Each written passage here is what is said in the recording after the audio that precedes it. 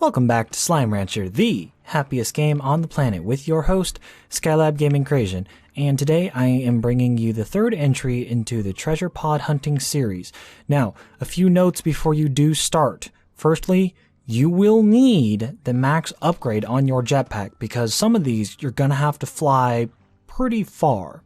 And then the other thing is, unlike me here, you definitely don't want to be carrying anything just in case you fall and die. So definitely don't be carrying anything rare or anything that you would miss anyways. So with that said, let's go ahead and get started. Once you have the level 3 treasure cracker upgrade, you'll be ready to hunt for the black, as they're called, or black purple level 3 treasure pods.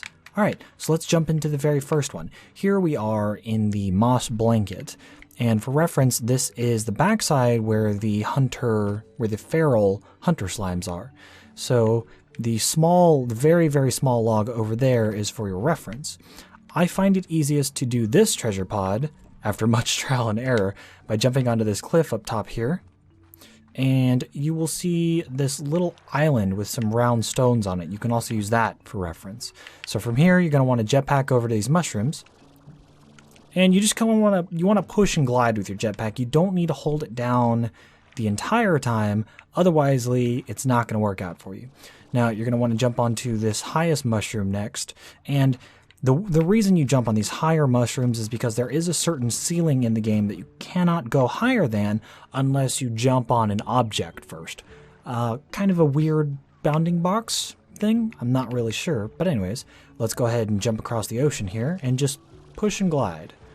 Push and glide. And just keep an eye on jetpack. And boop. Go ahead and land on the next mushroom here.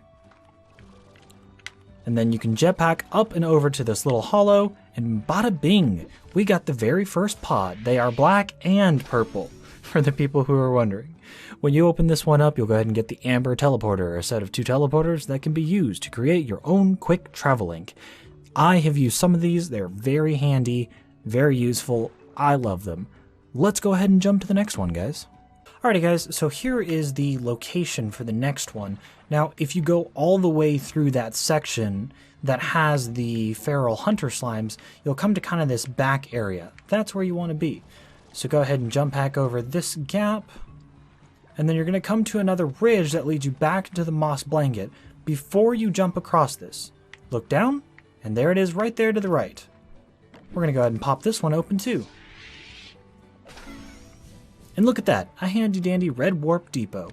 So I do want to point out with the warp depots, by the way, they do allow you to teleport materials, but it's only one material at a time. So it's less handy than you think, but they are still pretty cool. Onwards we go.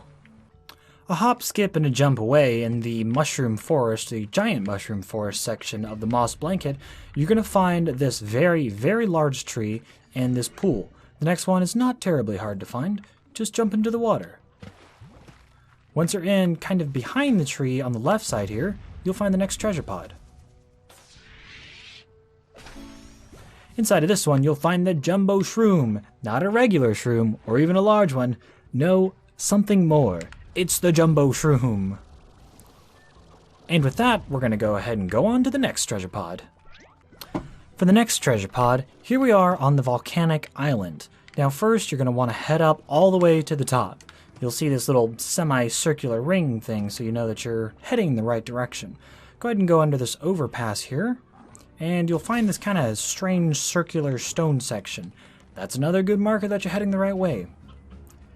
Go around these barking chickens, and once you go around those chickens, instead of going all the way up this ridge, look left first, and you'll see this little broken bridge area. Go ahead and jetpack across that broken bridge, and you'll find the very next treasure pod. Pop this one open, and you get the red teleporter. 2 more teleporters that can create your own quick travel link.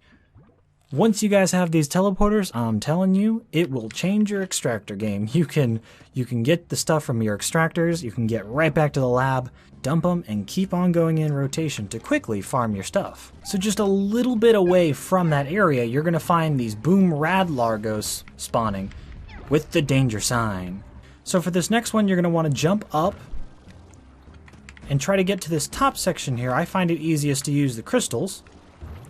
And then, well, once I get out of the way of that, boom, Rad Largo. There we go. I'm going to push him all the way down.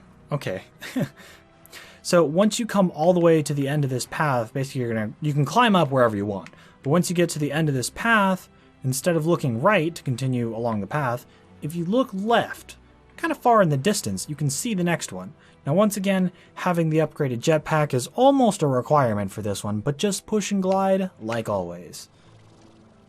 Over the dangerous slime sea we go! And once you land on this little island, I guess you'd call it, you can open up the next pod. Bam! And now you have the green warp depot, probably the best warp depot, not because it's any better than the others, but because it's green. And of course that's the best color. Alright guys, with that one, let's go ahead and jump to the next pod. So this is actually the entrance to the Indigo Quarry, and this is formerly where the slime gate is. So if you actually go through that slime gate, you can hop up on either that rock, or I always find it easy to use the crystals. You're going to climb to the right here on top of this ridge. Now, for reference, you can see a sign in the distance. That's also a good way to find this. Go ahead and jetpack over this gap right here. And then if you look left and down, you'll see the very last pod. Let's go ahead and open this one. And bam, the Hexium Formation, a strange ore whose geometric array is consistent on even a molecular level. Impressive and super scientific. And with that, guys, you have just collected all of the confirmed blueprints in this game. Now I will continue to, of course, be trying to get those rare materials from the extractors so that I can show you all the blueprints on the ranch here, and I will continue to look around and see if I can find any more treasure pods, but as far as I know, that's pretty much all of them. Hey, we did it. If you guys found this video useful, then please leave a like, and if you haven't already, go ahead and hit that subscribe button.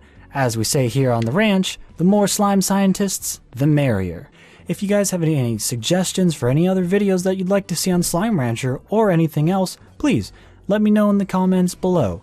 Until we see each other again, this is your host, Skylab-Gaming, signing off.